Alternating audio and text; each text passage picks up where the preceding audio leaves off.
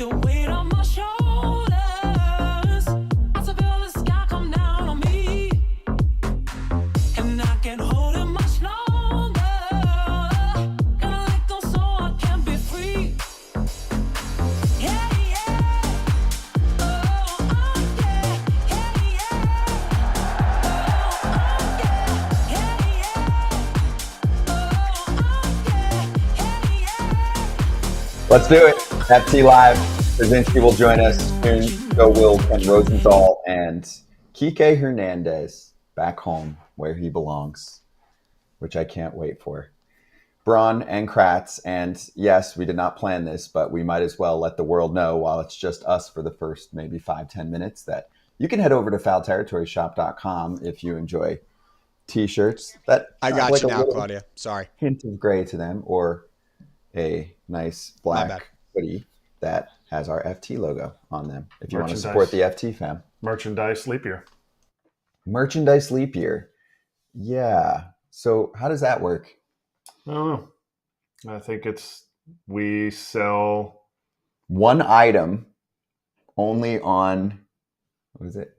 February 29th. I'm not good at the calendar leap year's stuff. never changed. MLB has never asked me to make the calendar for the year. January, February, March, April, May, June. Oh, July. that whole thing. I'll never get that. I'll never understand change. that. You know, and now growing up, I feel like in elementary and middle school, they had all these tricks for how to remember certain things. And I'm like, no.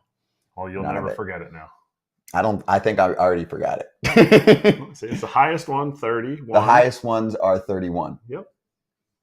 Okay. Got it. I'll forget it in 5 minutes. You got a lot more going on in that brain. More important. Most important, actually, if you're into news off the field, and I saw some people in the comments already mention it, Shohei Ohtani is officially off the market. There it is. Shohei posted to all my friends and fans throughout, I have an announcement to make. Not only have I began a new chapter in my career with the Dodgers, but I also have began a new life with someone from my native country of Japan who's very special to me, and I wanted everyone to know I am now married. I'm excited for what is to come, and thank you for your support. I will add this. P.S. Stop sliding into my DMs. He was so... I mean, 2.5 million likes on his Instagram. But there's probably a lot of dislikes. I was just going to say... He is rich, handsome, and talented. Yes. And he's got a great personality. Like, he's the guy that you would let marry your daughter. Well, not anymore. A lot of those 2.5 million, they were dislikes. They were dislikes. They were not happy. Mm-hmm. They were pissed. There was a lot of women that were like, I never knew I had a shot, but now I definitely don't. Yep, exactly. I didn't even think about this, but now I'm out. Yep. The one thing I'll say from an appearance perspective with Ohtani is he is probably taller and maybe more built than you think. Oh my gosh. Right? When he first came into the league, I was like, oh, okay, he's probably like 6'1", 200 or something. He's like 6'4", and broad shoulders, built dude. Probably 235 if I were to guess. When I saw him at 19, I remember he was standing at the end of the line. It was in 2014, and he was 19 years old. He was standing at the end of the line with a couple other pitchers. And a lot of the guys on the Japanese team, Team Samurai, are not very tall. So it was not built. It was similar, and yes, very slight. There was Seiya was on that team. Abe, their catcher, like stacked up guys. Mm-hmm.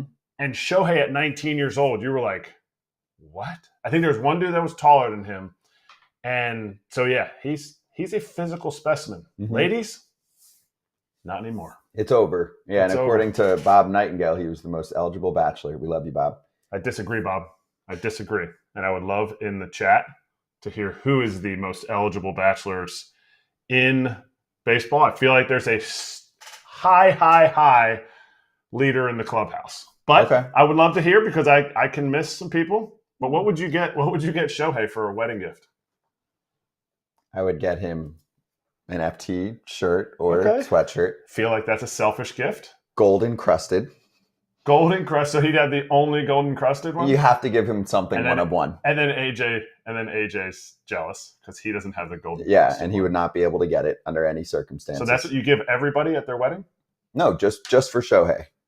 Because he is the one guy, I think, that we might have trouble ever getting on this show. Yeah. I would say if there's one active player, he is probably the toughest one for us to get. Okay. Would that be fair? That's fair. That's fair. I feel like we'll get every player that we'd like to chat with over a 2-year period. I have to ask Masahiro Tanaka Mm-hmm. to get Shohei because that would make an epic show. Them together. Them together. What's Masa doing? Just chilling? He's pitching. He's pitching for the He's Eagles. still pitching. Yeah. Okay. He's an Eagle. I would love to talk to him at some point. Oh, Masa would be great. Yeah. But it's a little. You're talking about like his celebrity status is elite in Japan. But not as elite as Shohei Ohtani. You're right, but it's more like a legend status. Right. Ichiro. Shohei's like Ichiro. It's Ichiro. It's Well, it's like right now for us in America, maybe Harper or Judge versus Bigger. Griffey.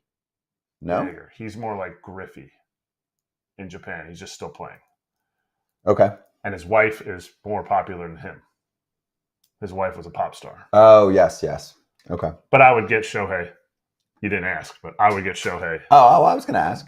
an ice cream maker. That's what I get people for their weddings. What if he doesn't like ice cream? What if he's lactose intolerant? You know, the Dodgers had the Dairy Dodgers years back where Yeah. most of them skipped dairy. Yeah, but Gabe left. It was a Copley thing. It was a Kapler. It was a. I mean, there's a lot of negative for dairy, but Yeah. everybody likes ice cream.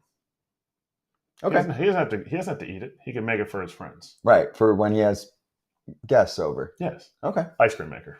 That's cool. It's a great gift. Let us know what you would give Shohei Ohtani. I think the gift that he most enjoys right now is a BFF. And as we charge the mound, that man's name is Yoshinobu Yamamoto. I actually think those two will make each other better, happier, more fun for us to follow. You know, Shohei's there watching him pitch. The vets don't have to be there. They have stuff going on, especially him. And he's there to support his friend who pitched.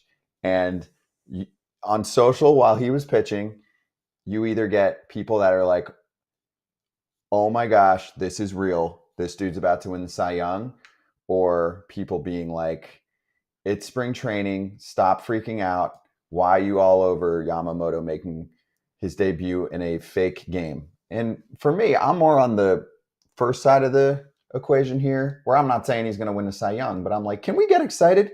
This is a dude coming from overseas who's never thrown a single major league pitch, never thrown a spring training pitch, and he is making more than any other pitcher in baseball. Yeah, I want to see what that looks like. Make it a big deal. Yeah, make it a big deal. Why not? Who cares? I don't care about the results as much. If he gave up a homer or two, I don't give a shit. I just want to see what he looks like on the mound against the top competition in the world, and I want to see what his pitches look like. So when he struck out, who did he strike out? Nathaniel Lowe, right? It's 94 fastball, 74 curveball, 90 splitter. You can see also just watching him work how unique he is as a pitcher. He's an undersized righty. Most undersized righties in America, if they're prospects, get dinged a few points because they're a righty and they're smaller and they don't think they're going to be as durable. And to an extent, that has been true. There aren't, 50 names that we can come up with that are his stature. There's probably 5. And then everyone's going to bring up the injuries. Like you can't bring up the injuries to the small guys without bringing up the injuries to the big guys. Mm-hmm. I don't know that it's more or less. I just think those guys get less chances. So when they come in, there's less guys under 6 foot that are getting injured, just maybe at the same rate that guys that are 6'4" are getting injured. But what you said about how they're going to make them better, Shohei and Yamamoto are going to make each other better.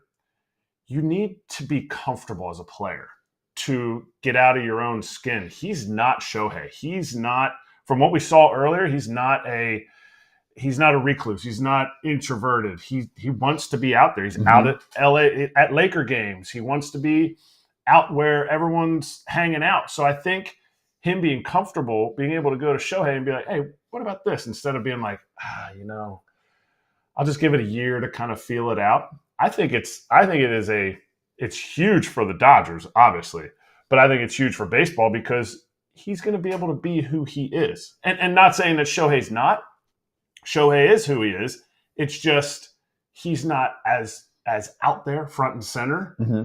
And maybe Yamamoto wants to be that way. We don't know yet. But what I Oh, he love does. about He does. I think he does. He likes what did Jonesy say on our show? Jonesy said He likes flash. he likes Bentleys. Yeah. He likes Bentleys, and he wasn't talking about the watches. Yeah. So I think that kind of stuff is cool. But about his outing, 16 out of 19 pitches were strikes.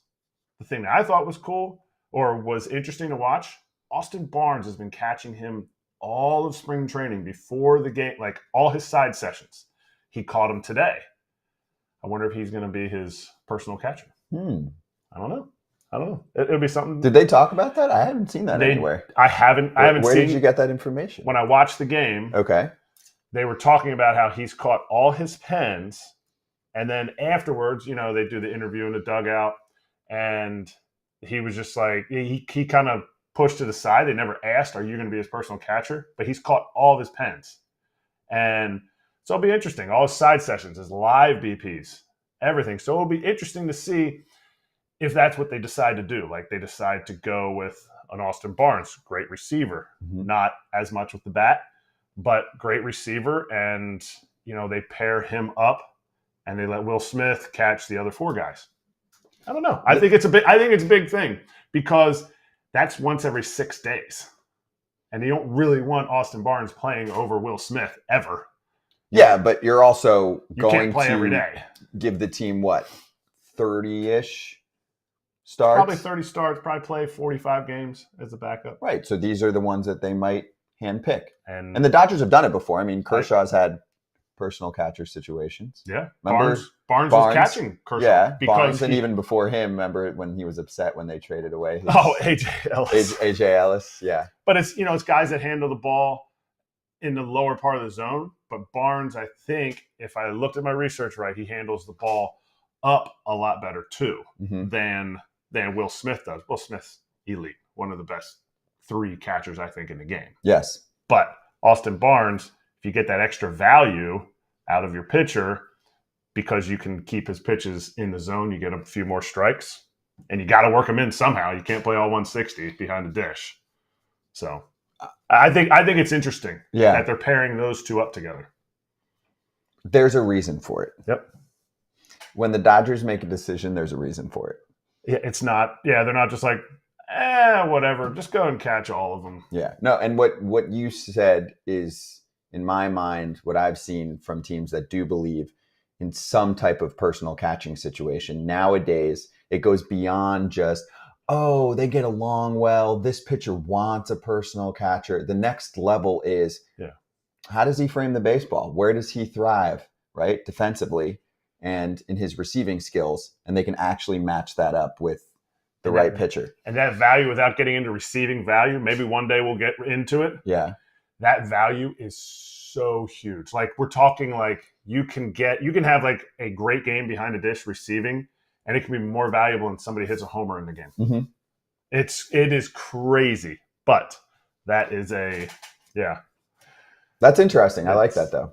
And it's all those good teams have algorithms that they plug in, and they're like, I get it. If we take Will Smith out of the lineup, we lose this value, probably like a 0.3 runs per game. Sure. If Austin Barnes gets 4 pitches, borderline pitches, that comes out to a 0.4. That comes out to a 0.42 or 0.44 value. They're saying that is much better for the 6 or 7 innings that Austin Barnes is catching Yoshinobu Yamamoto. And that could be Smith's off day. Also, he could appear later. I like it. Do you remember Shohei Ohtani's first spring training before we move on? People were freaking out. I remember Ichiro's first spring training. It was People were really freaking out. It was terrible. It was like 160, 180. And he was like, I'm just fucking with you. I'm a Hall of Famer. and then he went out and won Rookie of the Year, MVP, hit like 370 or 380, something like that. Dude, that is the ultimate dupe. It was the ultimate dupe. They're like, oh, let's just blow fastballs by this guy. He sucks. And he's like he was sitting there like, hey, look at this. Look at this. He was like, punch the league in the whole face. Spring training, they're like, yo, did you see who the Mariners just signed? This dude sucks. Ohtani had struggles too in spring training, and it was all the rage because he was talked about so much when he first came over. And you had the, American Idol style, this many teams, and we're narrowing it to this many teams. It was all the talk, right? And then he shows up to spring training, and he had some issues, and people were freaking out, and it was the same story where we're like, I think he's actually incredible. Think about how hard that is. If you go to a country, and I know we probably hit on this too much, but if you go to another country, next time any of our fans go to another country, think about being there, knowing you're going to be there for the next 8 months. Know that you have to be one of the elite at what you're doing during that time. And don't even forget the fact that you just got paid a ton of money, and there's pressure with that. Oh, and that country, if you're in it, you don't know the language either. Like that is so tough. So spring training for players who come over from Japan, American players in spring training going to Japan, that is so tough. And you need to give people grace in that moment. I was reading about Francisco Alvarez learning English, and he was at a point initially where he didn't feel comfortable doing a Chipotle order. That's real. Like, that's real. You might not get the order you want, So watch the movie Sucre. It gives you a small glimpse of what Latin players. It's called Sugar, but it's in Sucre Spanish. in Spanish, yeah. It gives you a small glimpse of what players who don't know the language.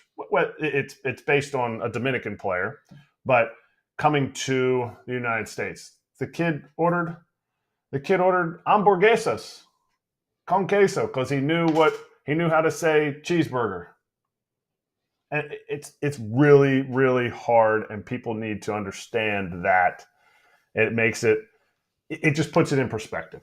I'm looking back at all my notes. It was actually even more crazy than I thought, of all the talk about Ohtani's swing. That was what was really getting picked on. And then the last game of spring training, he ditches the big leg kick for a toe tap to time up fastballs. That was Hinsky working with him. He's like, just try it out in BP. And then he does it. And then look up his rookie year. It worked out. That's crazy. So anyway, let's move on to the San Francisco Giants. John Heyman joined the show yesterday, and he tweeted that he feels like the Giants have a decent chance to get one more free agent star, but could they get two? I know Patrick in the chat yesterday had a good question to him, which was framed as Judge, Correa, insert big name that they've gone after over the past really 5 to 7 years. But look at Correa last year. If there wasn't a physical issue, he would have made whatever the number was, 300 something. He was 315. Which was first? The Mets? No, the Mets were second. So it was 315 or 325, and then the Mets offered him 300. Got it. Okay. So he was in the threes. Judge's offer was in the threes. And then they're like, you've spent, but not like you were offering those superstars. So where's the money now? Maybe they're sick of getting. I guess they didn't get outbid with Correa. They got him. That's the thing. They got him. So that's not. Throw out the story about free agent recruiting and just go to the money. Who's on that level? You're not throwing 300 at somebody, but I'm saying, can you? Hi, AJ. Oh, hi, AJ. You got us, dude. Guys, I do got you. There's only one problem. When your lead guy in charge comes over and cleans up Scott's mess, and then he completely fucks up the wiring, you have problems. Okay, so, if you want to go there. They call me in to clean it up. You are definitely the cleaner. I'm going to give you one inside info story that I heard, because yes, I'm not the most organized person on the planet, and the neatest.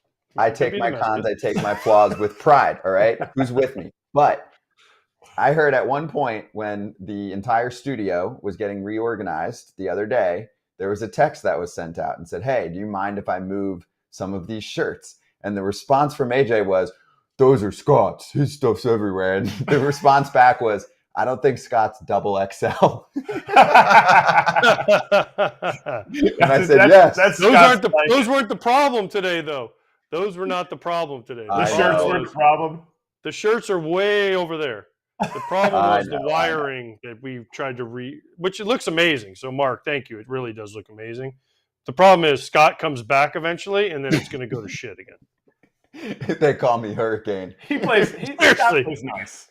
He plays nice. He just doesn't clean up. No, I don't. Nope. I also don't like to touch anyone's stuff because I don't want to get blamed like this situation. Anyway, Giants, why can they afford Judge, Correa, etc., but then they've had a nice offseason, but not a dominant offseason? We're referring to what Heyman's saying. Why can't they get two of these players? They can. Well, I mean, they can if they want to spend the money, but I don't know if they want to do it. And then a lot of organizations look at it now, especially maybe with Chapman, they're going to block the other prospects they have at third base. And I don't know if they want to do that. So I think Snell or Montgomery probably make more sense because you can always use more pitching. But the Chapman one to me is the one that I'm like, where does he end up? Because we all know Boris asked for the moon and the stars and the sky and everything else. But, you look at I think what he had 56 RBIs last year, and he had like 30 of them in April. And I know they say he was hurt, but where's he end up? I mean, you're going to give $25 million to a guy who had 56 RBIs last year and was allegedly hurt. So that's the intriguing one to me. And I think the Giants, they don't want to pay that much for him. And two, they don't want to block their prospects they have there either. Man, how much is that defense? How much do you value defense, AJ? I'd rather have Snell or Montgomery because you make the defense better with punch outs, especially Snell. Who cares who's playing third base? If Snell punches out 12 a game. Or you make your Band-Aid rotation until All-Star break even better because you put a guy at third base that takes away doubles. I mean, he had 4.4 WAR. Three of that is coming from defense. 3+ of that is coming from defense. If you just go based on the value, like a low value of WAR, it's $8 million per one. So you're talking he's a $30 million player? Matt Chapman's a $30 million player. Matt Chapman is whatever the qualifying offer is, I'd give him an extra $1 million for a 1-year deal. Oh, okay. And I think but see, you just said a WAR win is worth 8. Well, you just said he's a 4-win player. That's $32 million.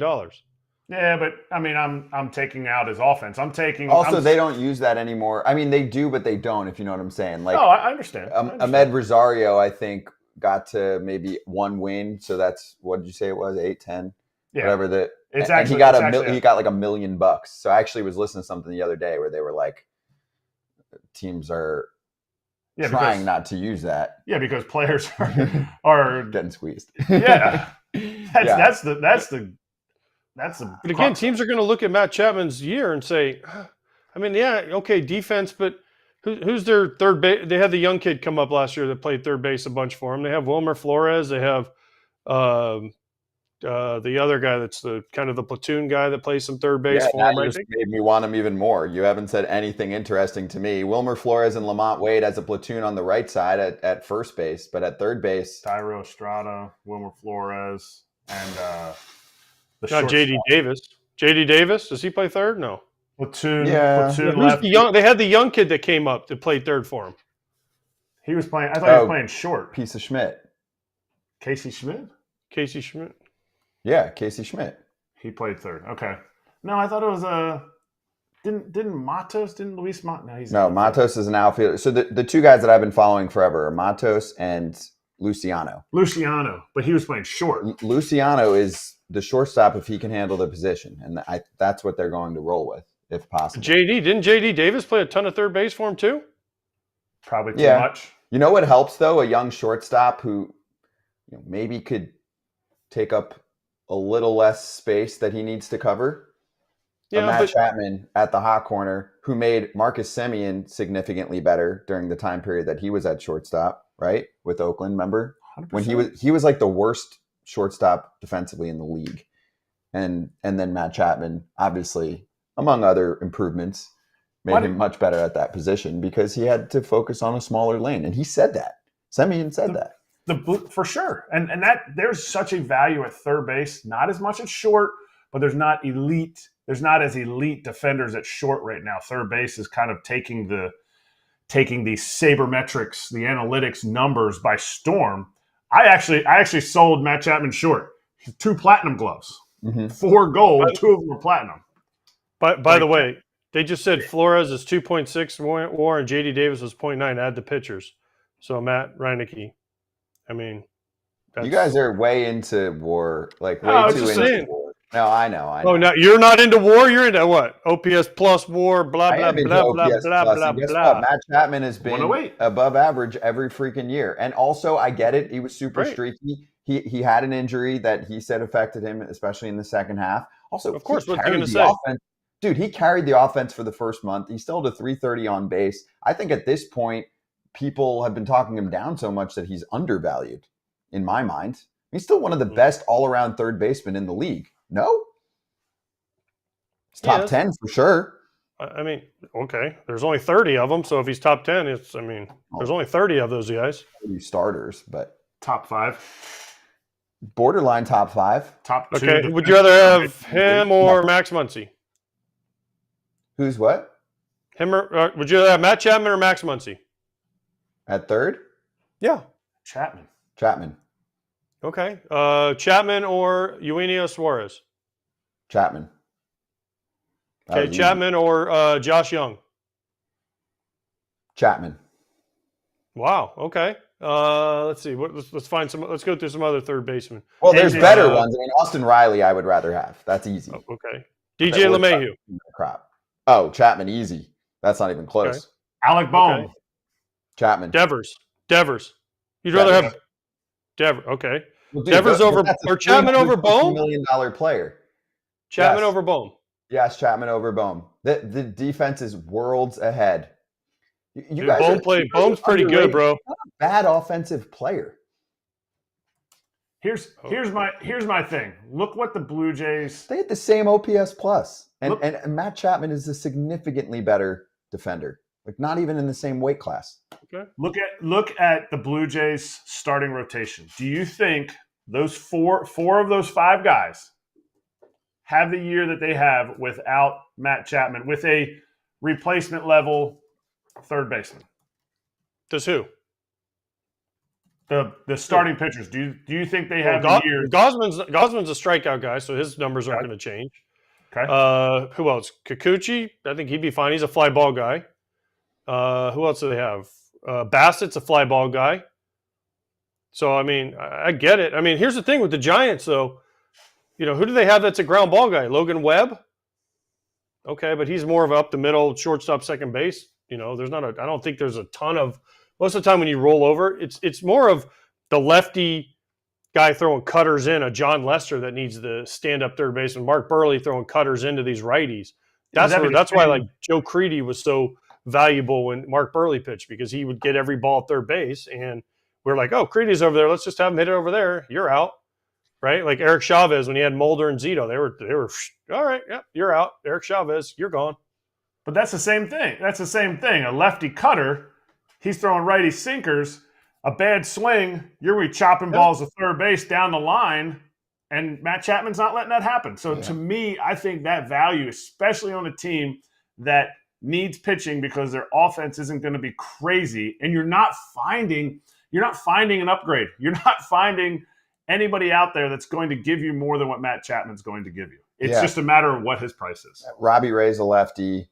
Jordan Hicks gets a lot of ground balls. So also, I was on a Mariners podcast yesterday, and they were asking me about the free agent market, and they're not going to spend $30 million on a pitcher. I know everyone thinks Blake Snell's going there. Yeah, shocker. Their GM actually said that they're reallocating money from pitching to position players. They're not getting Matt Chapman either, but same thing. We went through what they have at third base. It's Josh Rojas. Would you rather have – and Luis Arias, who – is coming off a brutal year and has had an injury-plagued career, and it really, for the most part, hasn't worked out for him. Matt Chapman. So where does he fit? Team, dude, Matt Chapman would upgrade that team significantly. San Francisco or the Cubs? I mean, where's his fit? And who's going to pay it is the question. Because, again, Boris isn't going to be like, I mean, unless someone comes in with the kind of contract Cody Bellinger got offered, who's going to pay the piper? Who's going to pay $25 million? Because that's what Boris is holding out for. He's holding out for 20 to 25 million. Look at Hoskins' deal. That's what I see. That's what I see. Well, Boris won't get there though. I don't think. When's Boris going to get there? Because they're there now. I mean, we're March 1st. I mean, we're leap year, so we're 4 years behind right now. But February 29th, right? So they actually got an extra day here to make up for it. So I mean, again, we talked about it yesterday. When's the drop dead day for pitchers to get into camp? Right? When's the drop dead for a position player? Like at some point, it's shit or get off the pot. And right now, there's some good dudes that are just sitting out there going, I'm just twiddling my thumbs because, hey, I'll put it all in one guy's hands. And listen, Scott Boris usually comes through. But right now, I mean, he's got 4 big names just sitting there. Yesterday was the anniversary of Harper signing.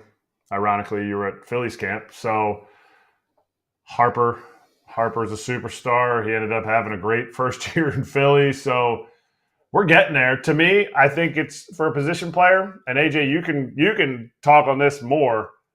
To me, it's in the next 5 to 7 days because that gives you 3 weeks of games. And I know you can go over to the minor league side and go boom, boom, field 1, field 2, field 1, field 2. But that's just at bats. To me, it's getting on your feet, getting that timing, and getting in the rhythm of the season. And I like 3 weeks. Like if I were to shorten spring training and not have as many minor league invites and non-roster guys, to me it'd be a 3-week festivity. There's only one problem with that. What? Pitchers need the time. Pitchers need the time. Pitchers need the time also. And owners make money because they don't pay guys in spring training. Let's not forget. One more fun fact. So these spring training sites are a mini version of what we often cover with the big league ballparks. The local community often donates significant tax dollars for these ballparks to be built. Spring training, it's even more crazy. They usually pay for the whole thing. Okay. So can you imagine if they get a phone call like, hey, Port St. Lucie, I know you got 6-7 weeks of tourists coming through to watch the Mets, but we're going to cut it down to 3. Thanks for paying for our ballpark. Bye. That's not going to happen. That ballpark's old anyways. They need to redo. I know. We need to redo. That was a bad example. If you would have used the Braves or the Phillies where I was at yesterday, and I'm sunburned as hell. I can't wait to see Ken after a couple days out there. Ken's smart, though. He's ready to go, so let's bring him on. Ken uses sunscreen, so he probably has sunscreen. He's fine. But let's bring him into this conversation, too. FT Senior Insider Ken Rosenthal ready to go. Ken, I don't know if you caught any of our Giants conversation, but we were talking about a potential Matt Chapman fit. And, of course, I think we've been talking about Blake Snell forever connected to this team. Where do you think they're at from a run prevention perspective? They need help. There's no question about that. And the news out of their camp today, Tristan Beck has an aneurysm in his shoulder, expected to miss significant time. Masyn Winn is already down. They are waiting for Robbie Ray and Alex Cobb to recover from their own surgeries, and they won't be back until midseason.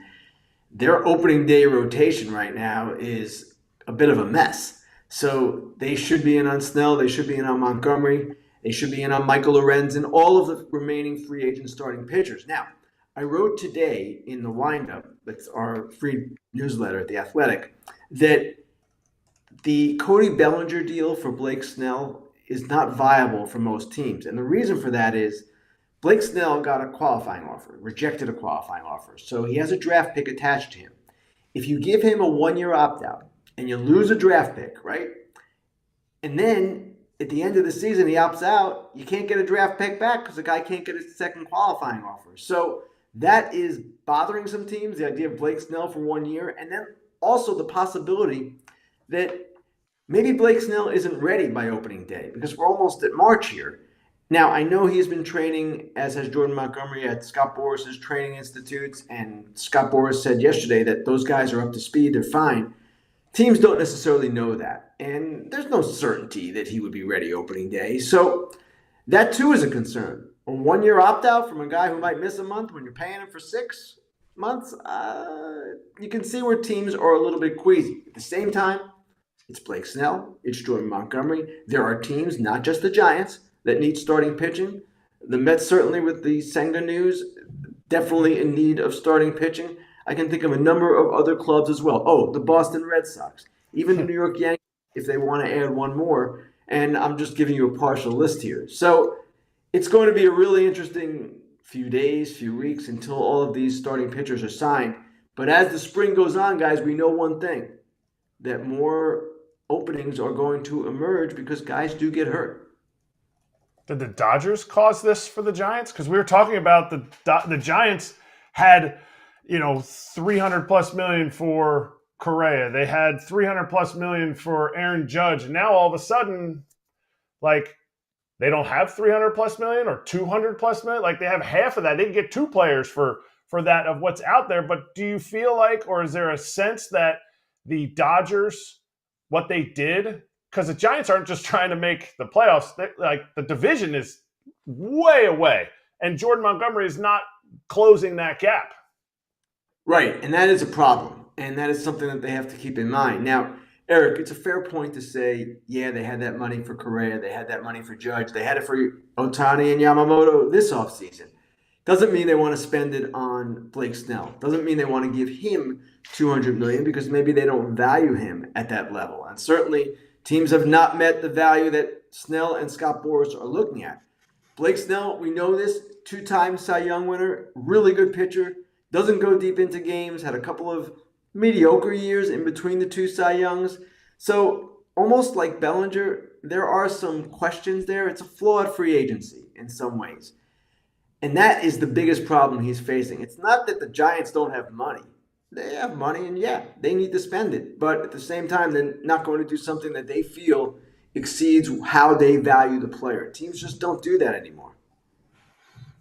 Okay, so they spent some of it on Lee, obviously. So that some of that took out some of that money, and they got Jordan Hicks, and they've brought in some other pieces that they think can help.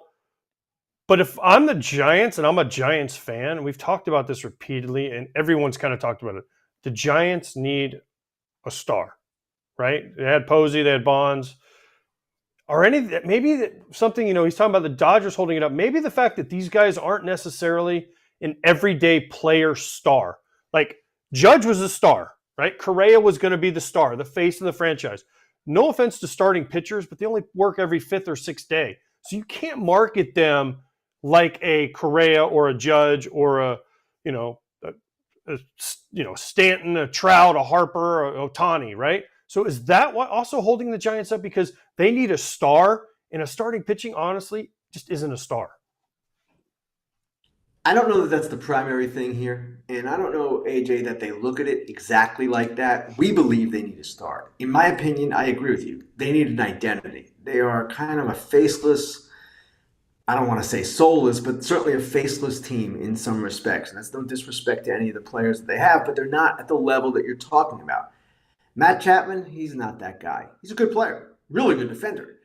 Blake Snell, not that guy. And it's different, as you said, with the starting pitcher anyway. Jordan Montgomery, the same. JD Martinez, you're looking at this list here. These are not guys in their prime stars like Aaron Judge or Shohei Ohtani. So I don't know that it's about that at this stage of the offseason. With Ohtani and Yamamoto, yes, it was about that to some degree. Certainly it was with Judge and Correa the year before. What it should be about now is just getting a rotation that you can deal with for the first half of the season until Cobb and Ray are ready and beyond. Because let's say, for instance, they sign Montgomery. And Montgomery's not attached to a draft pick, so it's not the same thing as it is with Snell. If you sign Montgomery, he stabilizes your rotation for the first half, and he's there in the second half when, hopefully, Ray and Cobb come back. And then you've got Kyle Harrison, you've got some others, you've got some interesting things going on at that point. So, yes, and of course, I'm not even mentioning Logan Webb, who is their star. So, it seems to me, much as for the Red Sox, they are that starting pitcher away from being who they want to be. They can get away without Matt Chapman. They've got J.D. Davis. They've got Flores. They've got some things that they can do. First base, third, DH, of course, Soler will occupy now. But the pitching need, the starting pitching need is urgent. And that's even with Jordan Hicks coming over and translating or converting to a starter. They need more certainty in that rotation. I got a superstar for you. You wrote an article about him, a really good article about Mookie Betts and how he wants to be a legend. Now, if you look at it baseball-wise, he's not a Hall of Famer yet. And maybe some people would argue with me, but he still has to do things. Is he on his way? Absolutely. But there's other players that were similar. So is it more of a he wants to be a legend when he's done based on what he is off the field? And then obviously adding that to what he did on the field? It's a combination, Eric. And when I was interviewing him the other day for Fox, I do these interviews during spring training for our future pregame shows. It really stood out to me when he said that. Guys in baseball don't normally talk like that to begin with. And he wasn't bragging. He was just saying, I want to be that guy people remember. I want to have a legacy as not just a great player, but someone who kind of brightened people's days. And he talked about how sometimes when fans who were shy would come up to him for an autograph in the past, he was not that into it. Now he's trying to embrace that. And his friends, from what he told me, have been on him about this, his childhood friends. Hey, man, you are that guy. You've got to be that guy. Embrace it. So that's what he was talking about. And, yeah, I would say he has a ways to go still before he is a total Hall of Famer, but he's well on his way. And you could make the argument if he retired right now, he might even be a Hall of Famer. So it transcends even what he does on the field. It transcends him as a possible Hall of Famer. He's talking about a legend in the game. And a legend is a guy who is remembered both on and off the field. That's how he thinks of it. Ken, I mean, I played with Mookie when he first came up. How refreshing was it to hear someone say this? Because like you said, baseball players don't talk like this. They don't say, hey, especially about like the autograph stuff, my boys at home are getting on me. I mean, this was awesome to hear, especially a guy of Mookie's stature and what he's already done in the game, and because he's still young and what he's going to continue to do in this game. So this was like one of the best things I've ever heard anybody say. AJ, it jumped out at me while I was interviewing him. It put off like the light bulb in my head. And it wasn't bragging. I want to make that point clear. A guy might say something like that and you would think, whoa, who used to say that? But he wasn't making that point like, hey, look at me, I want to be a legend. He was saying, I want to be remembered as someone who did really positive things on and off the field. That is refreshing. It's refreshing that he's taking that responsibility to be that guy off the field. And yes, it is refreshing in this sport to hear guys from time to time not beat their chest, but at least acknowledge what they want to be. Verlander does this. He talks about how he wants to be a Hall of Famer. He wants to be that guy. And in this sport, you guys can speak to it better than I, that is frowned upon. That kind of talk, at least in all my years of doing this, has been frowned upon. It's gotten a little bit better in recent years. There's been more individuality, sometimes to a fault, and it has not been discouraged to the same extent. But I often think as a reporter, I wish these guys were more like NBA guys, because the NBA guys, they consider themselves stars and they talk like it and they act like it. Now, it can get out of hand from time to time, but you know what? It's a little bit more entertaining. It's easier to wind it back. And I think you did a great job in the article showing and selling the fact that he was not being arrogant at all. Like, it was like, he even said in the one quote you had was, I'm not sure how I'm going to do that, but I'm just going to try my best. And I think that was awesome. So we go from a guy who wants to sell himself, sell the game, to the Pirates and Orioles game, which has Paul Skeens, top 5 player in the game, Jackson Holliday, number 1 prospect in the game, and Corbin Burns all playing, and we can't even get like a stick figure video of it. Like, please, like something. Just even this, like, just go to the game, somebody do this, hold it, right? We could do it on Instagram Live. Can someone get rights like that? Oof, or you can just they'd be in trouble if they got any followers. It's 2024. How is it not televised? How is every spring training game not televised at this point? That, again, we talk marketing for the sport, Ken. What are we doing? That's a great question, Scott. And I don't know the answer to the particulars on this individual case, why this one game is not on. And if we went to MLB, they would tell us that they're having this prospect series and you're going to be able to see Paul Skeens versus Jackson Holliday. I get it. But the point you guys make is fair. And this is something that the average fan, even a casual fan, would want to see. The top pitching prospect in the sport and the top hitting prospect in the sport potentially facing off with a former Cy Young winner in the mix as well. Again, I don't know exactly why this game isn't on, and in the future, it would certainly behoove baseball to make that happen. And maybe as we enter the streaming era and as these television rights deals change, we'll start to see more of this. I don't know. I'm not an expert on this kind of thing, but you guys raise a valid point. It drives me nuts from time to time, these kinds of things that pop up when the game is not being promoted well enough. And I would go back to the jerseys. I know I've been harping on this, but why would you shrink the letters on the jersey? No. There had to be quality control somewhere where someone said, what are we doing here? And evidently no one did. Yeah, if they squint, we get more attention for it. Yeah. So we are showing this too, Ken, just for context. This is how many spring training games will be implemented to the world per team. The Angels lead the pack. That's probably just about all of them at 32. You see the teams like the Cubs, the Blue Jays, the Yankees, the Phillies, the Red Sox. I notice also some of the teams that have their own network are higher up on that list. And actually, the team on the bottom on the other side, the Cincinnati Reds are at 10. That's an exciting ball club. I mean, you get to watch a third of their games for all of spring, and otherwise it's like a phone highlight. So, yeah, I'm with you. Just to double down, I get it. There's contracts in play and BS that we don't know all about, just like the number one complaint from fans, which is blackouts. But there's got to be a better way at this point. And I think in 2024, people are just like, give me something. It doesn't have to be, I mean, obviously we want it to be a 30 camera shoot and the whole deal, right? But it doesn't always have to be Fox perfection, since I will say, I mean, they've set the standard on that front, but it's not the World Series, it's spring training. If I got 5 cameras, I'm happier than nothing. Oh, absolutely. Even at Fox, AJ knows this. We have more cameras on Fox games than FS1 games often, and that's just the way it is, but it's getting out there in a professional way. You're right, this can be done. I'm not sure exactly what the contractual holdup was here, what the reason is, and you can't just violate contracts to put a game on, but I would think in the future this is the type of thing MLB would want to address. Ken, I got an idea for you. Since you're in Florida now, welcome to God's country. You could go to Sarasota today. I think the game's in Sarasota, is it not? And you could take your little phone and you could hold it up. You know, we know how well you hold your phone up. You've done it for like 15 minutes at a time. So you should be in shape now. And just hold the phone there and we'll just all jump on. You start a Twitter live, Paul Skeens versus Jackson Holiday versus Corbin Burns, and we'll all tune in, and that's the answer. It's a great idea, AJ, but it's not going to happen. No, see, you're just not for the game, Ken. You're just not for Major League Baseball promoting itself. See how this works? Sarasota right now. That's one problem. Okay. All right. So last question here. We have a super chat from Zillow. Does Ken see the Yankees making another move?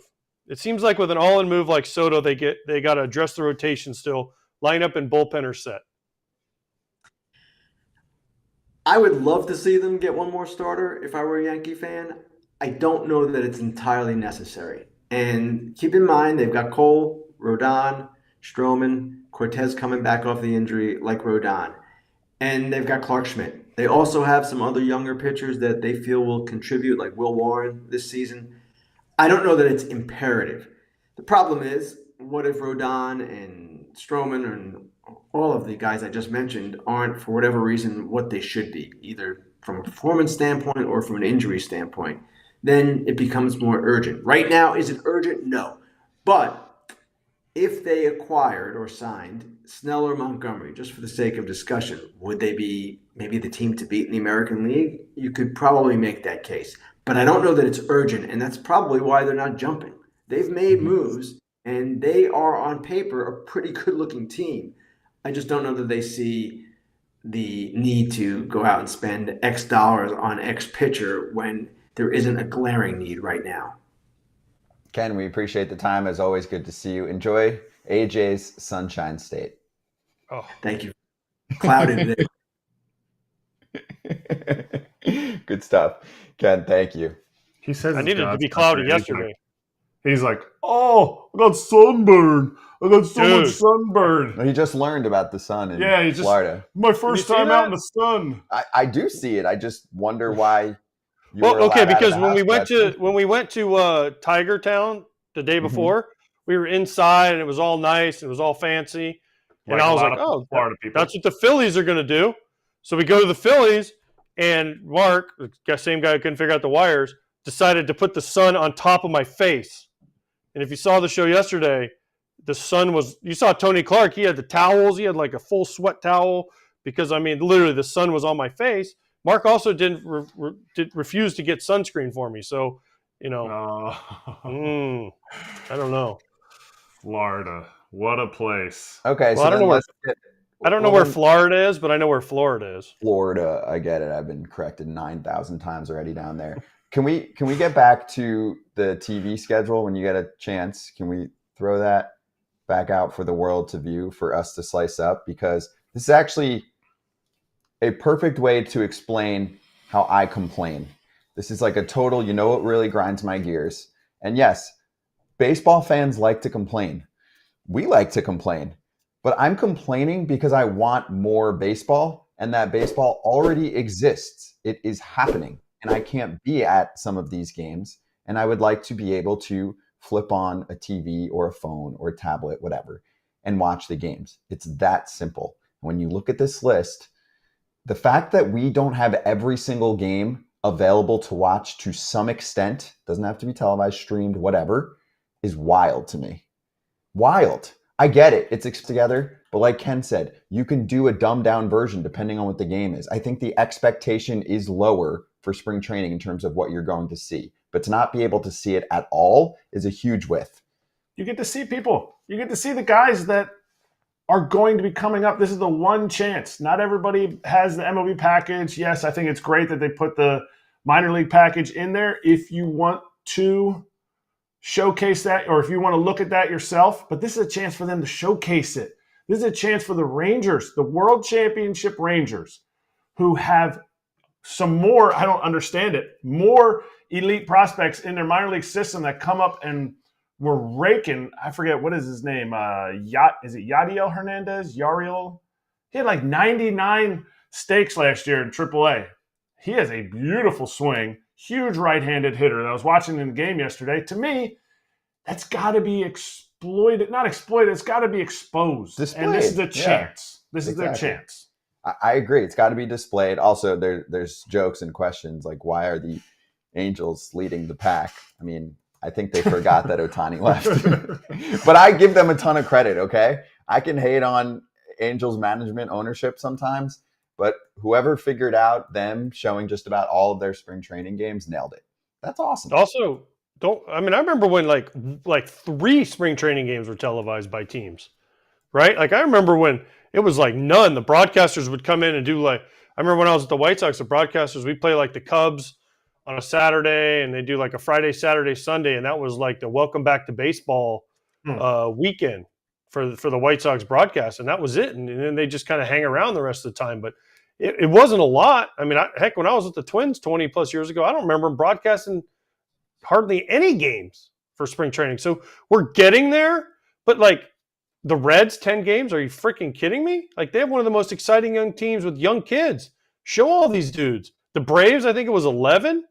We mentioned the Rangers. I mean, some of these teams need to like step it up. Listen, I got to see Ben Davis and Tom McCarthy yesterday with the Phillies. I mean, they were excited to do these games because they get to see kids that are probably going to try and help them during the regular season. Plus, they get to hang around the team. And plus, they're in Florida for a month. Who doesn't want to be in Florida for this month? The weather's beautiful. The game's over. They can go golfing in the morning. They can go fishing, go have a nice dinner on the beach at night. I mean, who doesn't want to do that when someone else is paying for it? Also, I actually love the style of some spring training broadcasts. I'm a little bit more progressive, forward-thinking.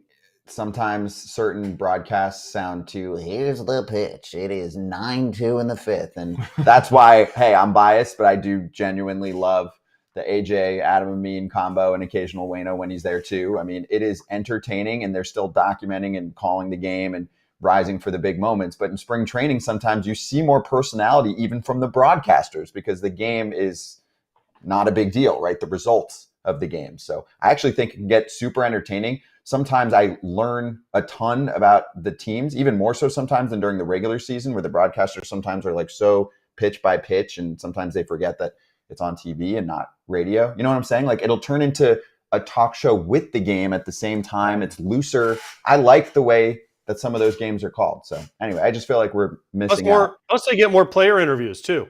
They do. They can kind of grab everybody, right? Yeah, it's more chill. Come on during, after an at bat, they're done after 2 at bats. Yesterday I think they had who did I see on there? JT maybe on the Phillies game after his at bats, or they can just grab guys because they have the guy in the dugout. Guy's done for the day. It's the 5th inning, and they're like, "Hey, JT, you hit a homer today. Let's talk." And blah blah blah, and then you learn something about the guys, right? Hey, what'd you do last night? I went to the beach, or I went to play golf, and we learned Larry Boa hit a hole-in-one the other day, right? Like those are the cool moments in spring training, and players are more accessible in spring training because again, the stats don't count. They're just physically getting ready, and they're genuinely more open and more friendly because it's not as pressurized in spring training. Yeah. 100%. And I think they need the players' stories to get out there, and it's an opportunity to interview Whit Merrifield, a new player with the Phillies. Yes, much easier to accomplish all of that during spring training. So we'll keep fighting the good fight. That's what he said is next. And we'll start with fresh quotes on the Brandon Crawford signing for the St. Louis Cardinals. Masyn Winn is a super prospect. I mean, whatever you think about the bat, the glove's going to play. This is a major league shortstop. Okay. So let's run through the quote. The arm is going to. That's fair. Well, the arm is insane. The arm's insane. He has to make sure he doesn't get lazy fielding it because his arm catches up to a lot of things. Well, he's very motivated right now because according to Masyn Winn himself, the Brandon Crawford signing led him to, quote, kind of light a fire under my ass. And he goes out in the next spring training game and gets 3 hits, swipes a bag. Again, I get it. It's spring training, but you get the Brandon Crawford perspective from Katie Wu in The Athletic. Crawford told her, I know shortstop is supposed to be Masyn Winn's job. I'm here to help him out any way that I can. So it's kind of cool. You have one side. Here you go. Jeff Jones also. One side saying like, yo, this is a battle. Don't touch my freaking spot. I'm the young rising rookie here. Masyn Winn said he got the heads up on Sunday morning that the Crawford deal was coming, and he immediately went to look him up and learn more about him. Then he went out and tallied 3 hits and a steal in his first spring training game. And there's the quote again. I could not agree more. And I need AJ to respond to this first. And then I just think, to me, my opinion, why were you not like this before? This is That's my point. He ain't made shit. He ain't made nothing. They still got Tommy Edman, who's supposed to be their shortstop, right? I mean, I know he's injured right now, but does it take Brandon Crawford to light a fire under your house to try to make the team on opening day? Crawford, this is their shortstop. Edman's not going to be their shortstop. Okay, yes, but I'm just – go ahead, Kratzy. He should be. He should be like, this is the best thing. One of the things that Michael Young said, rookies bring the energy, veterans bring the experience. Don't come in as a rookie and be like, I got this, dog. I'm smooth. Come in and be like, I want to play all 9 innings of every single game. And then AJ's grumpy 37-year-old burnt neck goes, relax, kid. Like we're gonna be in St. Louis soon, and that's how it works. And he's just like bounce off the ball. I want to play. I want to have bats. Not like, oh, we signed a veteran. Oh man, I better figure this out. If he thinks Brandon Crawford's taking his job, he wasn't built for this job this year anyway. Agreed. I agree. I just don't understand. I mean, I know he got to come up last year and did some nice things, but he ain't never been there on opening day. And what's weird to me is they brought Brandon Crawford, and they said from the get-go he's coming in as insurance in case he doesn't get the job done.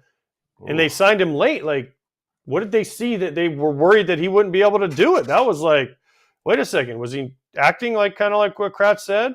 I don't know. I think sometimes, I mean, I remember when I was trying to make the team every day, I was like Kratz said. I was like, I'll catch every game. I'll catch every bullpen. I will do anything y'all want me to do so I can make this team on opening day and be the starting catcher on opening day. Instead of like, oh, they signed Tom Prince. Oh no, I better get going because they have him. Like, no, hell no. I wasn't. Once I came up in 2000 and got to play a bunch, and then I was like, all right, man, I kind of feel like I have this job going to spring, but I wasn't going to let anybody take it. I was doing everything I could do. I mean, you name it. You want me to go get balls for you? Shag, bucket, hit extra, catch extra, do this? Everything. You want me to go on the road, catch 9 innings? Yes, sir, Tom Kelly, whatever you need, brother. I'll do it. So, I mean, yeah, I didn't need anyone to light a fire under my ass. It was lit. It's the big leagues. And maybe we're piling on Masyn too much here. And his comments, maybe he's just being honest, like, hey, it really lit a fire and we're blowing it up. But in general, that's how rookies need to be. If a rookie looks at AJ Pierzynski and is like, man, I want to be like that, it takes a lot of time. AJ Pierzynski had 2 All-Star games before he ever reached free agency. Like, it takes a lot to get that done. And you know what? He got sent down after he was in the big leagues. And then he got called up, and then he got sent back down again. So when you're a rookie, and I'm not piling on Masyn Winn here, when you're a rookie, that's how you need to be until it's told to you, all right, bro, like, we need to rein in the horses a little bit. But the job is his. I'm on the other side here. First off, we love honest, real takes. So if that's a little part of his motivation, I'm okay with that. Right. AJ, you played your whole career looking at the opponent and having a mantra that they are the enemy on the battlefield, correct? And even if that wasn't truly the case, even if you were friends with some of those dudes and you were going to get dinner later, during that time period, that made you a better player. If fans booed you, that made you a better player. It was like, oh, you're fucked. AJ's about to go 3 for 4 today, right? So for me, I'm okay with it. It was one line. He's a rookie. He still knows that Crawford's going to come in and back him up. They needed a little bit of infield depth. Plus, it's a great guy to learn from. So, okay, he looked him up. So if he says it lit a fire under my ass, I don't know. I mean, I think it's way more fun and open than if he just said, that's great. Good job for them for signing him. Because that's 99% of the answers that we get in this sport. I think you're misunderstanding a little bit what we're saying, and I think some people in the chat are also, Scott. Like, I'm happy he said this, right? But what I'm saying is sometimes things are just better off unsaid, and he should have been like, yeah, I saw it, and yeah, I'm going to prove that I'm the shortstop. I mean, listen, it's different vocabulary, different vernacular, whatever the word is that we want to use. But to me, it's just, I think Kratz and I are more saying that, like, he should have already had it because he was trying to win the job in spring training. So listen, we're not criticizing Masyn Winn. And I don't want anyone to think that we're criticizing Masyn Winn for what he said. I'm happy he said what he said. Well, all we're saying is, like, that should have already been lit because you're trying to make the team on opening day. I'm glad he said it because, hey, you know what? It's a look into the kid's, thoughts and what he's going through. And listen, Brandon Crawford, I don't think Brandon Crawford signed there to be the everyday shortstop. If you see some of his quotes and what he said, he's like, I saw Masyn Winn. I'm here to help him do whatever. That's the talk of a guy that knows his role and knows what he's doing. So I don't want anyone to think we're criticizing Masyn Winn at all. I think he's going to be a really good player for the Cardinals if he can just hit a little bit because he does defense and he can run, which are the things that kind of the Cardinals need right now. So I'm all for saying what he said. I just think, like, it was more of like, okay, maybe he should have said this at the beginning of camp. Like, I have a chance to make the opening day roster. I got fired to make that roster. So listen, great. He said it. Go get him. What if he said, I've had fire under my ass, but now Brandon Crawford brings a blowtorch and there's more fire because I want to step my game up and get better from him too. Like, Kelsey Bird watches every Cardinals game. She has her own show. She's in the chat all the time. She said, I kind of took it as more of a respect thing for Crawford, but that's in context of everything else I've heard know about Winn. Like, I feel like this could almost get misconstrued a little bit. A little bit. Like, if I said to him, well, dude, this is how you get a fire lit under your ass. And he might say, I think the response would be, nah, dude, I'm in the big leagues. I got the fire, but now Crawford's coming over here. So I want to show him, a legend in San Francisco, how I can, bring something to the shortstop position here in St. Louis and try to be a slice of what he brought to the Giants, which were championships and one of the better shortstops in the game for a while. You know what I would have said, Kratzy, if I was him and I was in this situation? I would have been like, good. It's my job to have Brandon Crawford come over, teach me some things because it's my job and he ain't getting it. That would have been like, damn, all right, here we go. Like, and the team would have looked at him and said, all right, here we go, and go out and do it. But, because that's like a confident thing where, like, I already know, and I'm bringing it every single day, and this is my job. right? Like Kratz, I mean, I saw rookies come up, and I knew they had to play, and they were confident, and they were like, and I heard guys say that, and I was like, all right, I like this kid because listen, that's my job, and I am going to do everything in my power to not let anybody take it. And I think, light a fire. Maybe it was the wrong words. Fine, but cool. Whatever helps him get motivated, I'm all for it. I can't wait till B. Crawl comes on here and we tell him that Masyn Winn didn't know who he was. He had to look him up. That's also what's funny to me. That was the biggest I didn't want to go there. That's why I can't wait. I can't wait till B. Hey, you guys know? That's You guys good. remember Gordon Beckham, right? Obviously, you guys remember Gordon Beckham. Oh, Yeah. He came up to hit in his live VP, and his first spring training, and I don't know why, but he had number 3 on, which was Harold Baines' number or something, and I was like, hey, Gordon, they gave you Harold Baines' number, and he's like, who's? I go, they gave you Harold's number, and he's like, who's Harold? And I'm like, Oh. That is such a Gordon Beckham thing to say too. I'm like, that's a nice guy, but sometimes a little. It was so funny. I don't know how he ended up like that, but it was like he's like, who's Harold? And I'm like, what?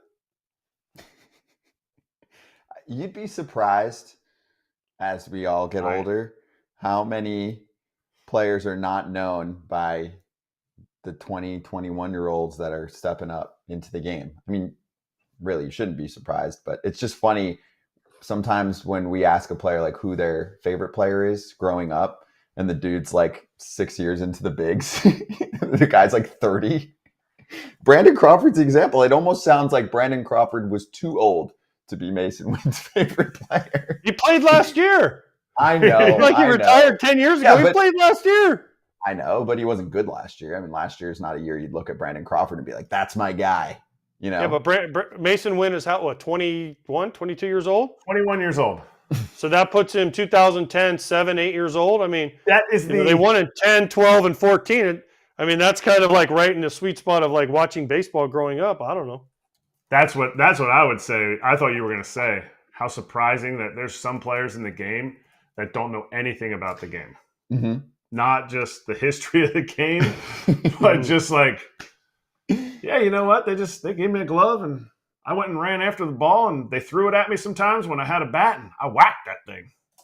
It's amazing. Well, let's bring in our next guest on FT Live as he just signed back with the LA Dodgers, and we're excited about it. Kike Hernandez joining us right now on Foul Territory. What's up, dude? First off, congratulations. Thank you. He's back. What up? How you guys doing? Great. Before we get into all of that, who was your favorite player growing up? Ken Griffey Jr. There you go. 90s kid. It's hard to not be your favorite player, you know? Where did you Even see though him in play? Puerto Rico we never got to watch this on television. No. I mean, like what team? Like what team do you associate Ken Griffey Jr. with? Seattle. Come on. Okay. Why, you thought Cincinnati? I mean, there's an age group that doesn't remember seeing him in Seattle. Well, I was born in 91. I wasn't born in the 2000s like most of the cool kids in the show now. So Last year for Griffey with Seattle was 99. 99. So yeah, you got some time there. That's his prime little league, like prime. Hey, don't turn your hat around. Yeah, right. I'm keeping my hat backwards. That's. I had the turfs, I had the cleats, I had the batting gloves, even though I only used them to practice because in the game it felt weird to hit with batting gloves. So, I mean, he had the swag, he had the style, and being the best player in the game at that time kind of helps too. So, Kike, congratulations. You're a Dodger. Before we get to the Dodger specifics, can you take us, and AJ is going to have a rebuttal here, but can you take us? Why are you shaking your head? Because you made a promise to us and you broke our promise. So I'm mad at you. So when I see you, I'm going to yell at you. Listen, that promise is not very valid because last time I was on this show, I think it had been like 24 hours post surgery, and I was like trying to keep that a secret. So I was under a lot of drugs. I don't remember what we talked about here. So it's not admissible in court, is what you're saying. Pretty much, yeah. Well, anyways, congratulations. What an explanation.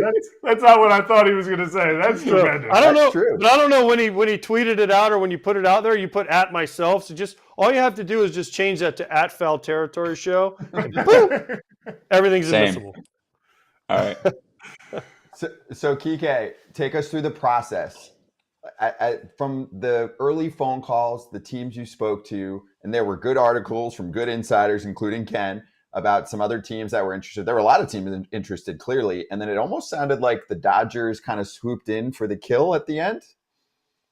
I saw the article, and I think when it came down to the very end, the two teams that were at the end were not on that article, and I think maybe that was on purpose, maybe not. I don't know. I don't know who his sources were, because same as me as a fellow journalist, we don't have to say our sources.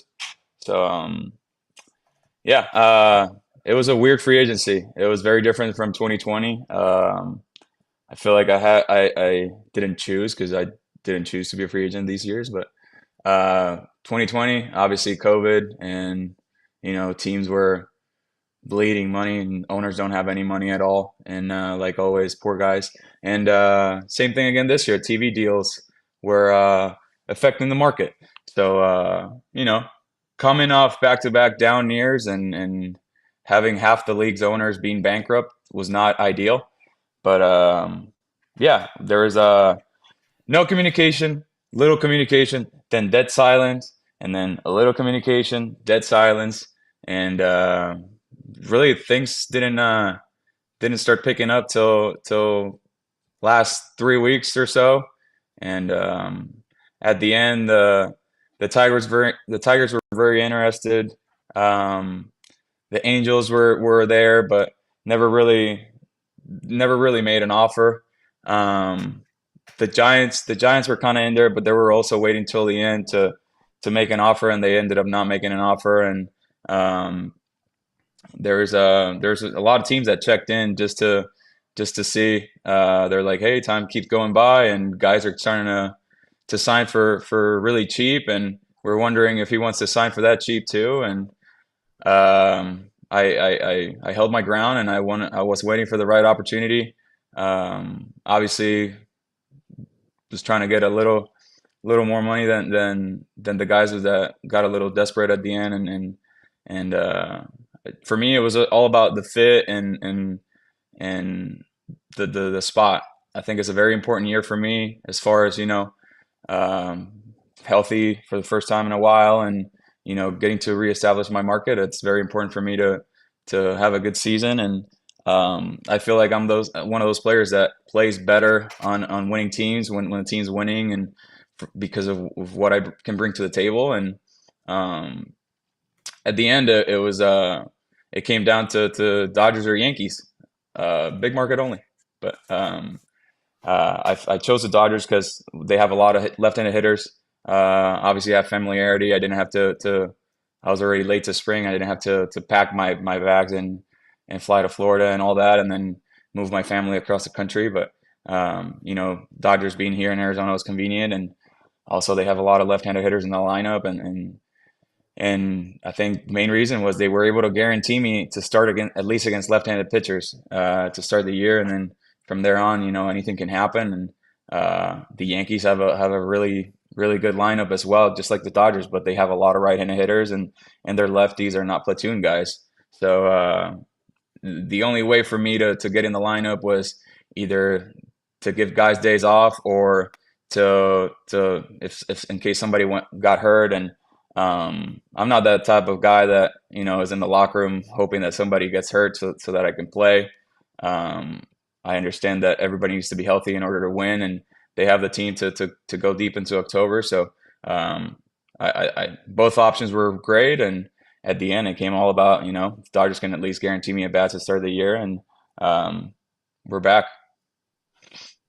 Kike, let's be honest. You're a Dodger at heart. You weren't signing with the Giants, dude. Like, come on. And the Yankees, dude, you played for the Red Sox. They did you a solid. They traded you back to the Dodgers. So you're not playing for the Yankees, dude. You were always going back to the Dodgers. And I'm so happy you're back there, because now we get to watch you do the – and what I want to know, though, is how did they already come up with a bobblehead? I saw on the show, on the game the other day, like they must have known this for a while, because they're like, Kiké Hernández bobblehead, June 24th, and it's you doing the whole thing with Freddie Freeman hips thing. Yeah. So I thought I had a deal done in place with them like about a month ago. Obviously, they needed to move Margot. and in order for me to to sign, and there was a trade. I guess there was a trade in place, and it fell apart overnight.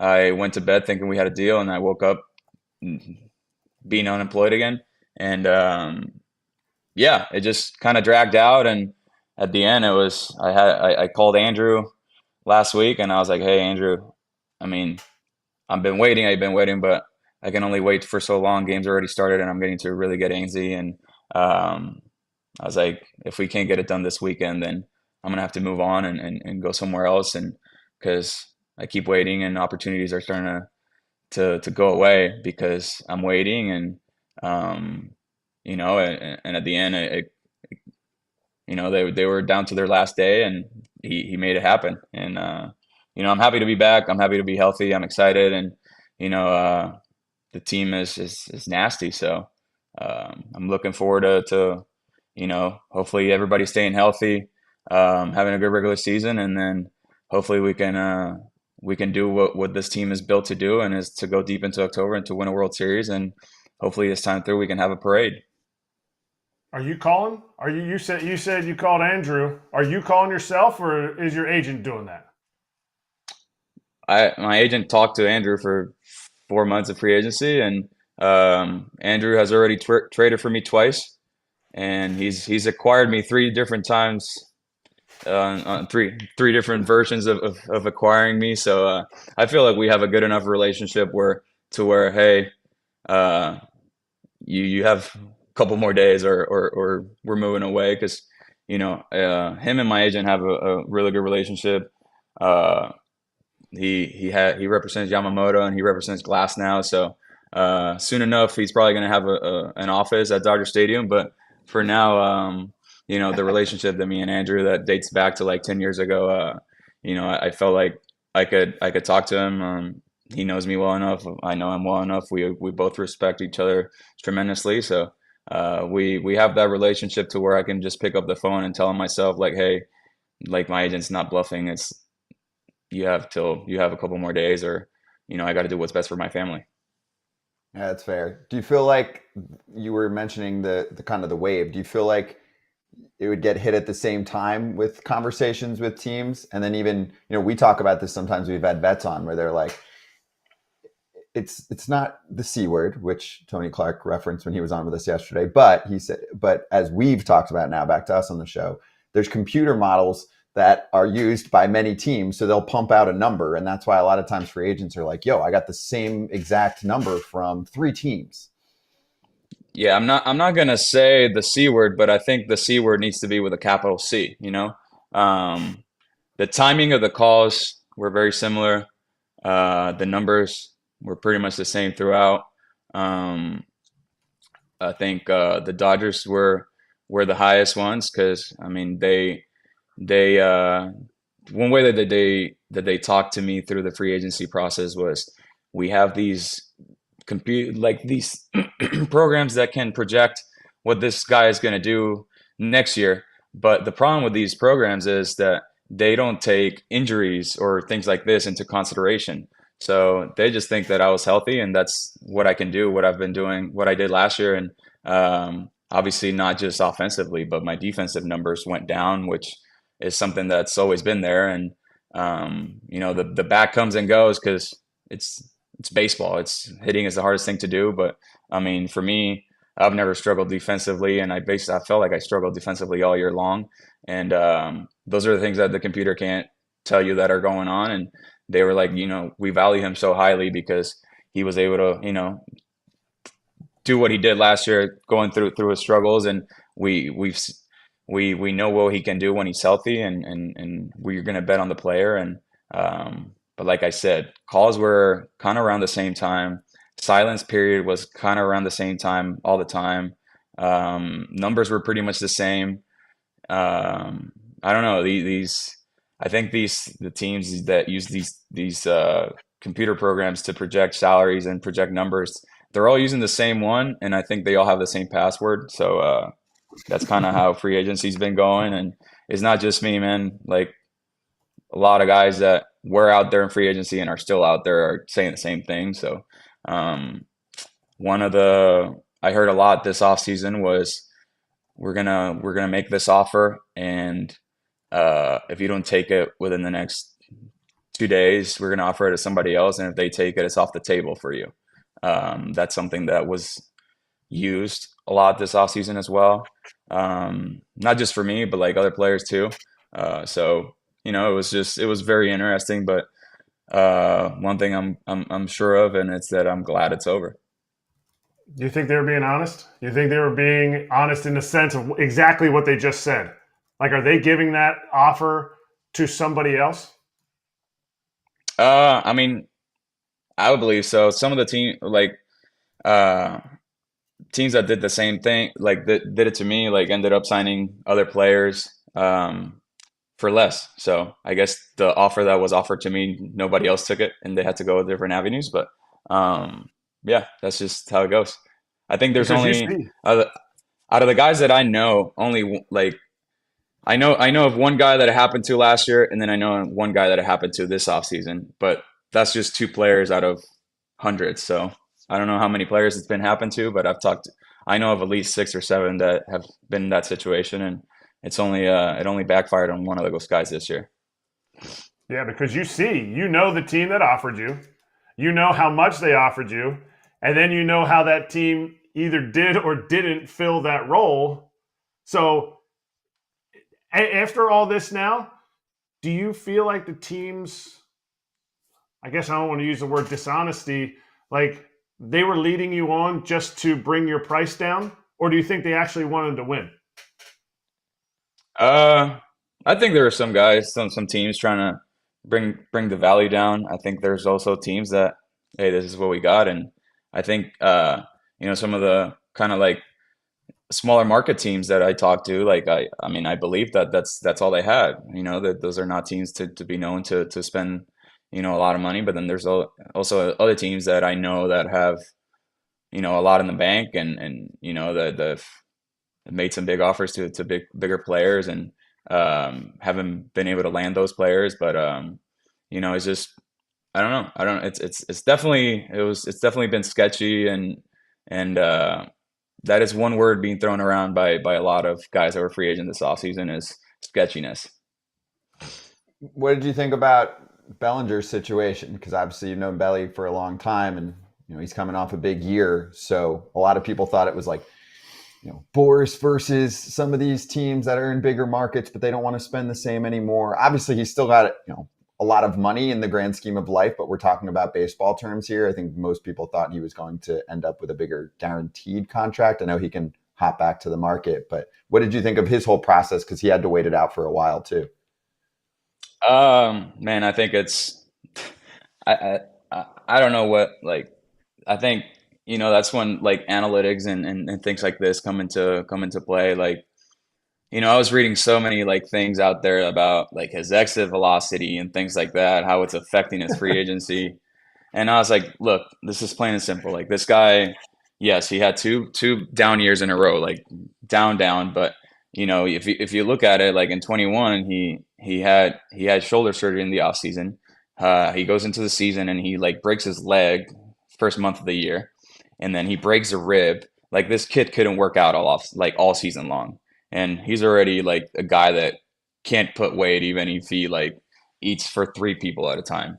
And the next year he goes into next year, and it's kind of that. He's, when you have a tough season like that, it can mess with your mind big time. And to go back, and obviously you're looking for answers, and sometimes your body doesn't allow you to do certain things, but we're so hard on ourselves that we refuse to believe that it's our body, or we refuse to put an excuse to it. So we look for answers in some other ways, and we try to change shit. And like, sometimes you don't need to change shit. You just need to, trust yourself, and trust that, take a step back and realize, hey, you weren't healthy, and maybe, you're not doing things wrong. But if your body's not right, it's going to be hard to perform because it's a physical game. And, he had two tough years, and sometimes all it takes is a change of scenery. And he goes out to Chicago and he does it all year long. He hits over 300. He hits over 20 homers. He had elite defense in center, elite defense at first. Like, he steals bags. Like, the kid is an athlete. He's still young. He's not even 30. but teams are looking for excuses as to why they shouldn't pay him. And, it's unfortunate that one of the best players in the league had to sign around the same time as I did. But I'm happy for him, man. I'm happy. I know that he loved Chicago. I know for a fact he did. And to go back to a place that you like, making $30 million a year it's not a bad gig. And he goes out there, does it again, and he can opt out and then put himself in a better market next year. Hopefully no networks fall apart again this year, and hopefully no pandemic happens and owners maybe have more than single digit money to offer to players. And it's just hopefully he does it again, and we'll see what excuses they have for him next year. I love that. Especially we had Tony Clark on yesterday. He's gonna watch this interview and he's gonna just send it out to every player and be like, "This is what free agency is all about." So, for your honesty, thank you. I want to get a little more positive for you though now, since now you are a Dodger. First of all, your dog was running around. What's your dog's name? Well, both of them were here. Now one of them left. The one here, his name is Bruce Wayne. We got Bruce Wayne on here, right? We got a mini golden doodle and mini labradoodle. This is the mini labradoodle. He was a lot darker when we got him, and my favorite movie is The Dark Knight, so I thought it was fitting for his name to be Bruce Wayne. Okay, and the other one's name is Arizona. Ah, okay. It's a long story short. I saw my wife for the first time in Arizona. I asked her the big question, and not the marry me, the first one that makes kids nervous when they're in elementary school. Hey, would you want to be my girlfriend?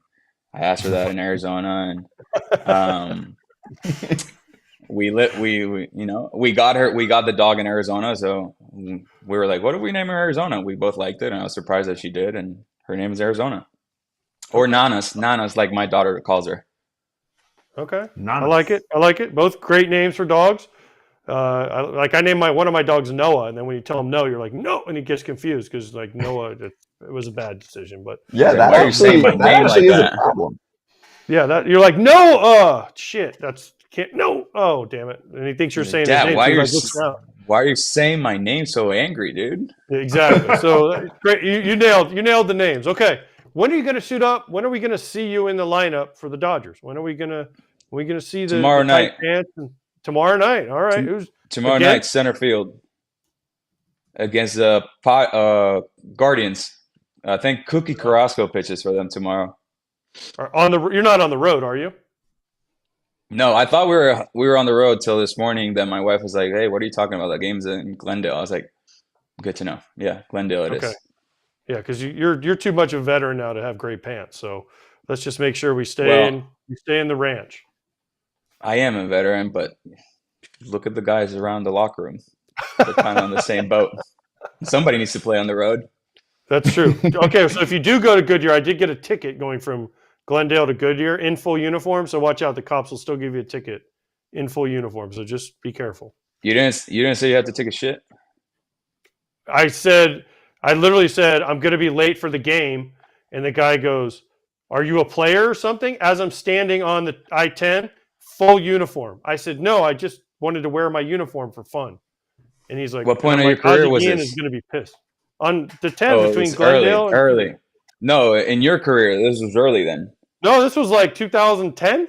So I was, 10 plus years in. Okay. Well, towards the end, you started to look a little bit like a coach. So that's why I asked at what point of your career. Hey, don't get mad because, gray hair is intelligence coming out. Look at Yeah. I hear you. I got some here. I tell people it's a lot of playoff losses. Oh, Stress. Yeah. Stress. Hey, that's a good call. Did you see Ohtani just got married? Do you have a gift for him? No. I mean, that's a great secret. He doesn't even wear a wedding band, but hey, good for him. He posted a picture of his dog just happened. Like, I think in the corner. He announced it today. Yeah, I saw that. He got married yesterday? Maybe they did the courthouse thing. I don't know. I mean, the message was in Japanese, and the only thing that wasn't in Japanese was the picture of his dog at the end in the little corner. I'm gonna ask him today, but I'm hoping he didn't marry his dog. But what do you get him? What are you going to get him? He needs a gift.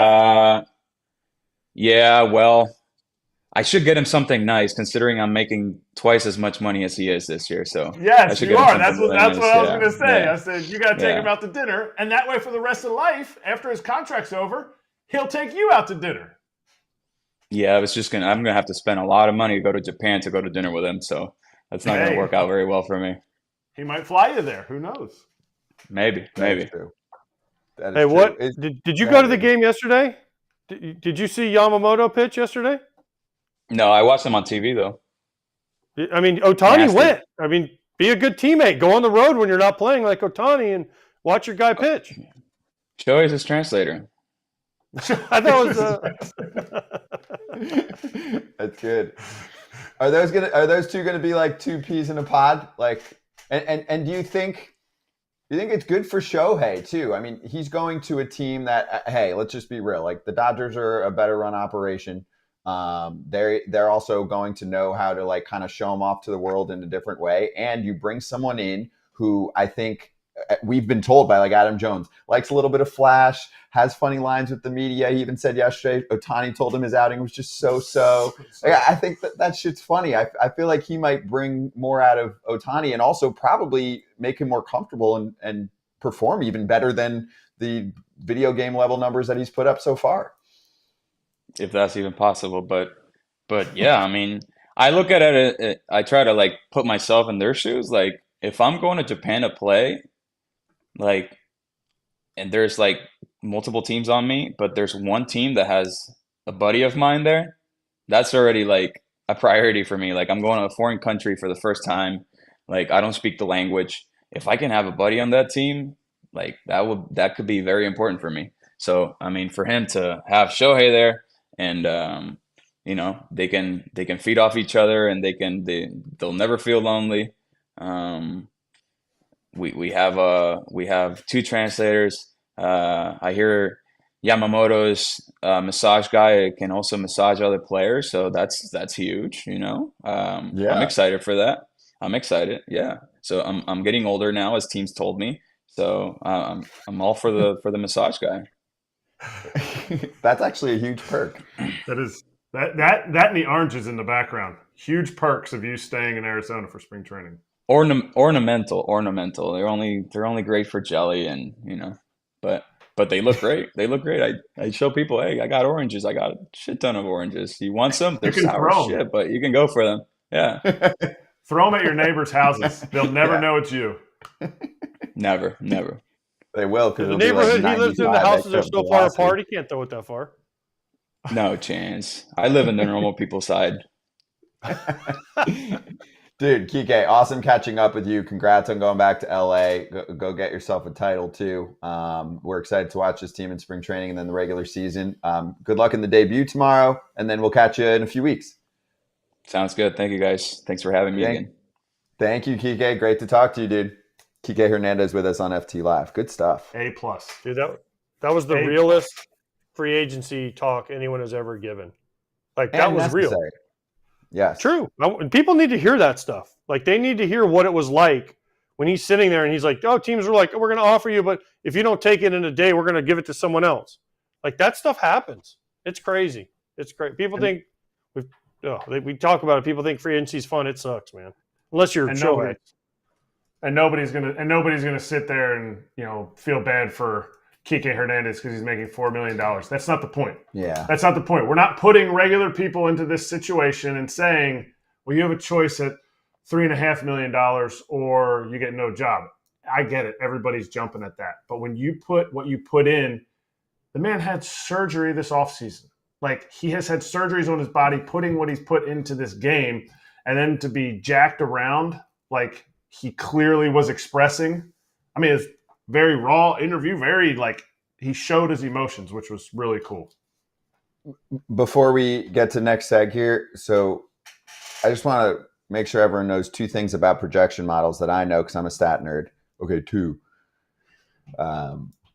Number one, and this is what Kike said, they cannot factor injuries into play. specific injuries. They can factor in that you missed time and all that shit, but they're not advanced enough yet where they can say, oh, he had this type of surgery with this type of doctor, and it was affecting him during these time periods. That does not exist. So it's not that good. And like he mentioned, if he said he was a shell of himself, say, for example, on defense, even, which never is a problem for him in the past to that extent, then there's an issue with what teams are telling him he's going to look like in 2024. That's 1. 2, and this is actually just for my betting friends out there. It applies to other things too.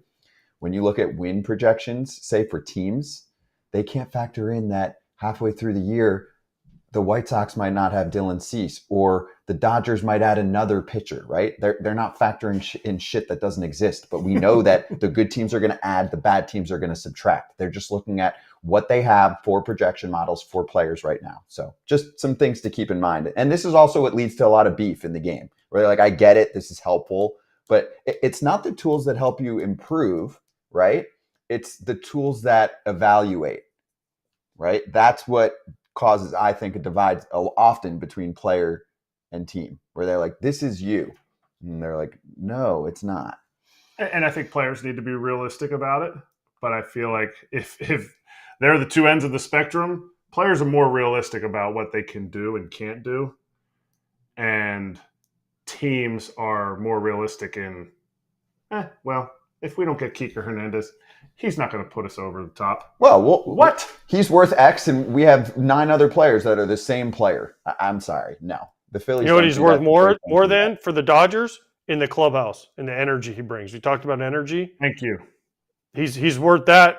He's worth $4 million just to show up every day and jump around. I mean, you guys saw last year when he got traded back to the Dodgers. First day, he's in there dancing in the dugout, and everyone's like, smiles. Oh my gosh, welcome back. Hugs for everybody. Like, that's worth a couple $1 million to sell, because guess what? When he walks back into the Dodger clubhouse, every guy lights up. Oh man, we got Kike. Let's go, boys. The energy's here. Like, it's time to go. Now we're whole again, right? We were in Phillies camp yesterday. What did Aaron Nola say? We basically have the same team again. Guess what? Kike Hernández is back. The Dodgers like, all right, we added Shohei, we added Yamamoto, and we added Kike and his energy. Let's go, boys. The model didn't even blip of what AJ just said. The model doesn't blip on that. No. Okay, well, we'll just go to the next guy. We'll get him cheaper. We'll go to the next guy. Personality is definitely not in a computer model. And I get it. You have to be good at ball. But yeah, but he is. We're not comparing me and Kike Hernández. Yes, that's what I'm saying. That's where, to me, because I am a stat nerd. I listen to nerdy baseball podcasts. But nerdy. This Nerd is my alert. line. Yes. All right. Well, then help everyone either win some dough or just project what their team's going to look like. BetMGM futures win totals. Today's 3 teams on the model are the Arizona Diamondbacks at 85.5, the Detroit Tigers at 81.5, and the Milwaukee Brewers at 76.5 dubs. AJ, would you like to begin, or do you need more time to think about it? No, I can go. Arizona's a tough one on here. Detroit, under for me, because I think they're going to be around 78, because I think the Royals are going to be better, and I think they'd lose some wins there. I think Milwaukee, over for me. That's the easiest one on here. Arizona, I'm going to take 86, so that's over. Just because they've improved, the Dodgers improved, Giants kind of a step back, Rockies are the Rockies, and the Padres allegedly have taken a step back. So I'm going to go 86, so I guess over on the Diamondbacks. I'm going under Diamondbacks.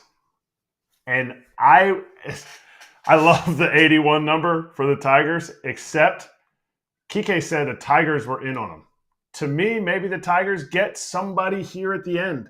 Maybe they get a Tommy Pham. To me, I'm going over on the Tigers. And that is completely – this is the hardest board I think we've had in, that we've been putting the divisions together here. So, or that we've been doing the over-unders. So I'm going over Tigers. This is the year they go over 500 and contend, and it's going to be riding on that pitching staff, Casey Mize, Tarek Skubal, the monster that AJ was afraid of, and the Brewers. I mean, my Brewer fandom, I have to go over. No, because but the even model's in real life, always under. Yeah. In real life, the model's always under for Milwaukee. So I'm going under Arizona, over Detroit, over Milwaukee. I'm the same on that one. I'm the same. Under, over, under? Under, over? Yeah, I'll go Arizona. I'll go like, yeah, I mean, that's tight. That's like 84-ish. I had 84. I mean, but I'll take the under. Yeah, Detroit, it's a slight over for me. I think it's a 500 team in that division. And then for me, Milwaukee was the easier one.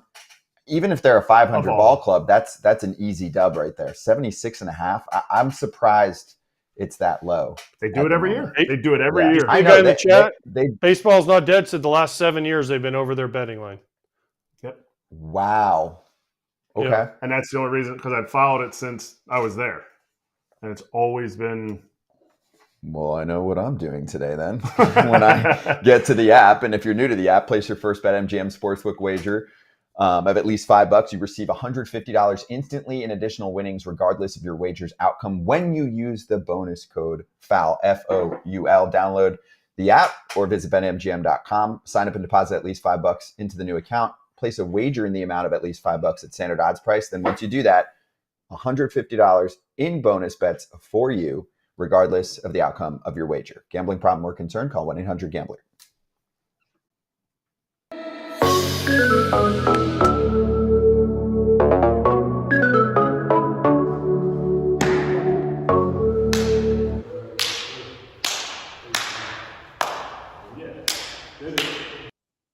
We'll keep it snappy. AJ's got a flight to catch, so let's go right to Kratz hats.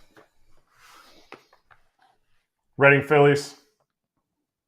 The ostrich, the emu that runs around throwing hot dogs out, no longer dollar dogs at the Phillies games, but you can still get your dollar wrapped up dog and it hucked out for free at a Reading Phillies game. The Fightin' Phils. That looks like a Looney Tune. It's nice. It's actually pretty intricate. A little too big for me. Like a little, like it's the logo. Large. It's like a billboard logo. Yeah, it is enormous. It's like AJ and Michael Jordan's golf course. I will say though, they're going in the right direction. Bigger logos, bigger names on the back of jerseys. AJ, grade? Yeah, I like that one. I'll give it a B-. It would be higher. It would be higher. You know why it'd be a higher? If I could actually put two shoes like this in the locker instead of like this in Reading. Hey, Major League Baseball came through and renovated it all. Did they? Sure they did. That's what they're saying they're doing. Okay, cool. Tomorrow's show is Adam Jones at Braves camp.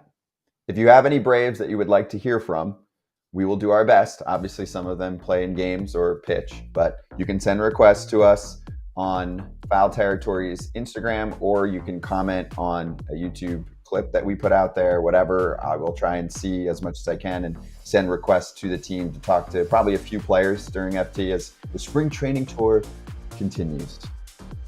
We'll see everyone on Friday. Good show. I agree. That was fun. Subscribe. Have a good weekend. Oh, yeah. See you, AJ. Oh, neat. Enjoy your flight. Safe travels. Beantown. Ronald Acuna. Bring him on. Somebody get him.